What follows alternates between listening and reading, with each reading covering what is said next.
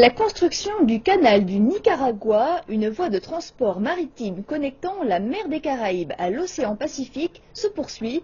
Des travaux débutés en décembre 2014 pour une durée prévue de 5 ans.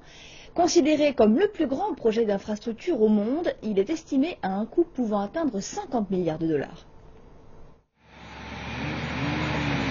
On dit de lui qu'il s'agit du plus grand projet d'infrastructure au monde. Voici les premières images de la première partie de cet immense canal.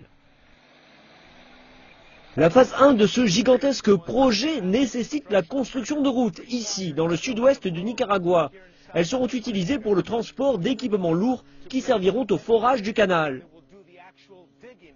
Les équipes analysent les voies de circulation existantes de ce qui deviendra l'un des plus grands passages maritimes au monde et dont le coût de construction est estimé à plus de 50 milliards de dollars.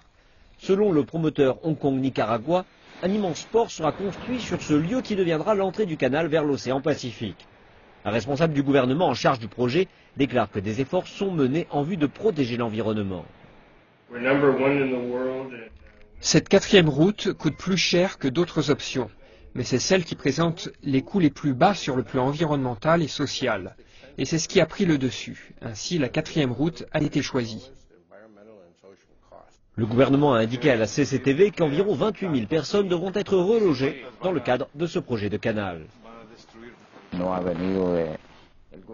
Le gouvernement n'est pas venu nous voir pour discuter de cela. Nous attendons de rencontrer les responsables pour savoir comment nos communautés seront affectées. Où vont-ils nous reloger? Ils n'ont rien dit sur ce point. Où irons-nous? Que vont-ils faire de nous? Et le gouvernement du Nicaragua d'indiquer que ceux qui sont affectés recevront une indemnisation équitable. Et le critère est que tout le monde, quand le projet sera terminé, bénéficiera d'une situation meilleure que précédemment.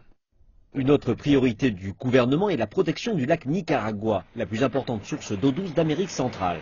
Cela pourrait être un défi, sachant que certains des plus gros bateaux cargo du monde transitent par ce lieu.